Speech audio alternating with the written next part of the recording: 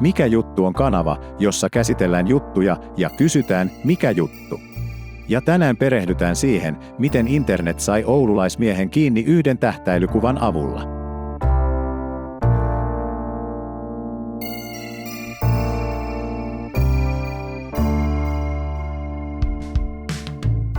Ennen kuin aletaan perkaamaan tätä saagaa, mun täytyy vastuuntuntoisena kansalaisena laittaa pari disclaimeria.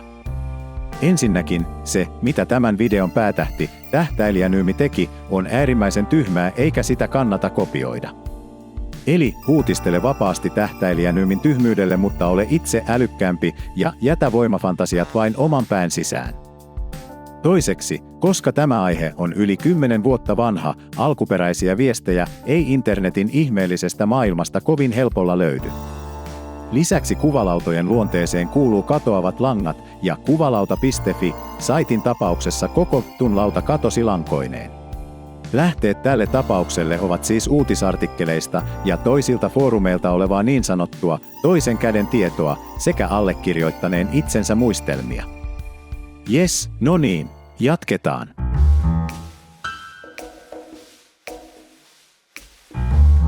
Tämä keissi sijoittuu aikaan, jota niin sanotusti Jonnet ei muista ja Veetit oli lähinnä vielä pilke isänsä silmäkulmassa. Nimittäin maanantaihin, maaliskuun 2. päivään vuonna 2009. Tuona maaliskuisena maanantai-iltana Forzan sivustolle ilmestyi tämä pahaenteinen kuva. Kerrostaloasunnosta käsin otetussa kuvassa aseen kiikaritähtäin oli kohdistettu ulkona kävelevään lapseen. Kuvan englanninkielisessä saatetekstissä oli uhkaava sävy. Do you have any hints or wishes from my upcoming spree? I just need your motivation to do it. Eli vapaasti käännettynä ja kirjoitusvirheet korjattuna, onko mitään vinkkejä tai toiveita mun tulevalle rellestykselle? Tarvitsen vain motivaatiotanne sen tekemiseen. Forzanista sen verran, että se on englanninkielinen keskustelu, kuva- ja piirustusfoorumi, jossa on kymmeniä alalautoja, joiden aiheet vaihtelevat kirjaimellisesti perseestä perämoottoriin. Suosituin alalauta on kuitenkin B, eli random, jonne voi postata mitä sisältöä haluaa, ja sinne myös tämä kuva ilmestyi. Forzanissa ei ole tavatonta tällaisten järkyttävien kuvien postaaminen. Ja sinne on postattu sekä trollaamismielessä että tositarkoituksella vaikka minkälaisia uhkailuja ja tunnustuksia, mutta ne ovat toisen videon aiheitane. Takaisin tähän aiheeseen. Maanantai-iltana kyseinen postaus oli kerännyt huomiota sekä Forzanissa, mutta myös Suomen silloisella kuvafoorumilla, ylilaudan edeltäjällä kuvalaudalla. Ase tunnistettiin ilmakivääriksi ja pääteltiin, että tähtäilijä ei todennäköisesti ole Yhdysvalloista, koska siellä saa ostaa oikeita aseita käytännössä kuka tahansa. Tämä fakta taas herätti suomalaisten mielenkiinnon, täällähän oikean aseen saa vain poliisin luvalla, mutta yleisimmät ilma-aseet eivät edellytä minkäänlaista hankkimis- tai ostolupaa muuta kuin 18 vuoden iän. Kuvan postaaja voisi siis hyvinkin olla suomalainen.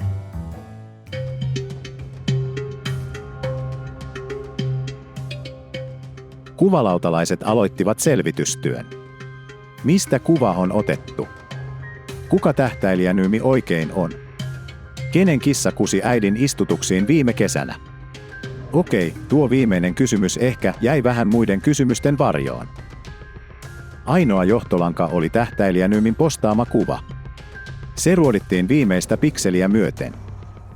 Luminen maisema kertoi, että kuva oli otettu paikasta, jossa vielä maaliskuussa on runsaasti lunta, eli todennäköisesti jossain Pohjois-Suomessa.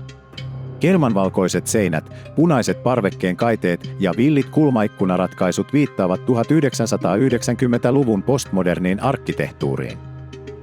Tähtäilijänyymi säilyttää pyöräänsä parvekkeella, todennäköisesti siksi, että pyörävarkaudet ovat alueella yleisiä. Kuvakulmasta ja parvekkeen sijainnista suhteessa ympäristöön pääteltiin, että henkilö asuu toisessa tai kolmannessa kerroksessa. Kun johtolankoja yhdisteltiin, päästiin kysymään kysymys, missä Suomessa on paikka, jossa on maaliskuussa lunta, 90-luvun arkkitehtuuria ja jossa on paljon pyörävarkauksia. Vastaus oli yksiselitteisesti Oulu. Tarkemmin ottaen Meritoppila. Tai kuten jotkut sanovat. Meritoppila. Miksi? No, sekin on toisen videon aihe. Varmistuakseen siitä, että tähtäilijä Nymi oikeasti oli meritoppilassa, kuvalautalaiset alkoivat etsimään meritoppilasta kuvassa näkyviä rakennuksia. Koska Google Street Viewia ei vielä ollut Suomesta saatavana, piti mahdollisia taloja tutkia satelliittikuvista. Oulussa asuvat kuvalautalaiset urhoollisesti ulostautuivat hikikomeroistaan ja lähtivät kävelylle ehkä ensimmäistä kertaa vuosikausiin. Lopulta epäilykset saivat vahvistuksen, kun talo, jossa oli oikeanlaiset parvekkeet ja oikea ympäristö löytyi kuin löytyikin meritoppilasta, ja kuvan perusteella saatiin paikannettua varmuudella jopa tietty asunto. Kiinni jäit, käärme! Valitettavasti tätä kuvaa ei löytynyt enää internetistä. Rippistä vaan. Joka tapauksessa tähtäilijä Nymi oli löytynyt, tai ainakin hänen asuntonsa. Suurimmalle osalle kuvalautalaisista tähtäilijä Nymin sijainnin löytäminen oli lähinnä hauska haaste, ja vaikka tätä selvitystyötä tehtiinkin enemmän huutisten kuin kansallisturvallisuuden ylläpitämisen vuoksi, lähti poliisille silti useampia nettivinkkejä. Palataan tässä vaiheessa hieman Suomen ilmapiiriin vuonna 2009 koskien nettiuhkauksia ja niihin reagointia. 2 edeltävänä vuonna oli Suomessa tapahtunut 2 ihmishenkiä vaatinutta koulusurmaa. Toinen Jokelassa vuonna 2007 ja toinen Kauhajoella vuonna 2008. Poliisi otti tuolloin ja ottaa edelleen tällaiset uhkaukset äärimmäisen tosissaan. Ja uhkauksen otti tosissaan myös Oulun poliisi, joka lähti tiistaina 3. maaliskuuta varmistamaan kuvauspaikkaa oikeaksi, ja sen varmistuttua suuntasivat kuvalautalaisten vinkkaamaan asunnon ovelle. Ja niinhän siinä kävi, että asunnosta löytyi oululainen mies. Ja tämä mies oli kuin olikin tähtäilijä Nymi, joka kuulusteluissa myönsi lähettäneensä kuvan Fortsaniin. Tähtäilijä Nymi otettiin kiinni ja vietiin kuulusteltavaksi. Tähtäilijä Nymi kertoi poliisille, että kyseessä oli huono pila. Ja me voidaan varmaan kaikki olla yhtä mieltä siitä, että joo. Oli kyllä huono pila. Älkää tehkö perässä. Tutkintanimike oli perättömän vaaran ilmoittaminen, ja siitä voi saada sakkoja tai maksimissaan vuoden vankeutta.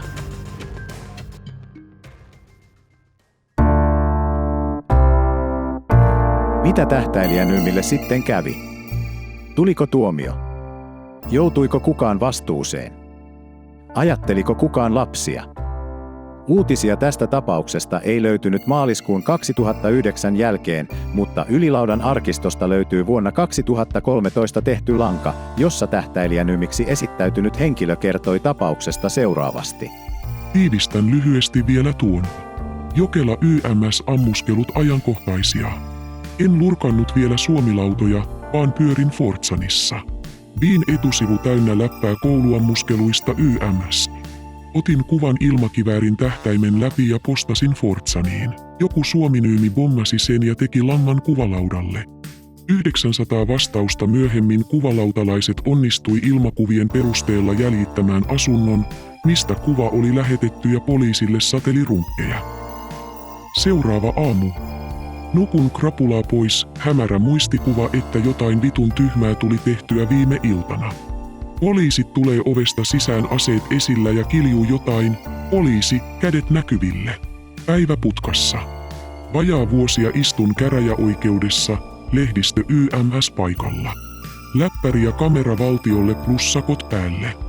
Ei enää ikinä LOL, tapan kaikki ilmakiväärillä !D, läppää nettiin surunaama.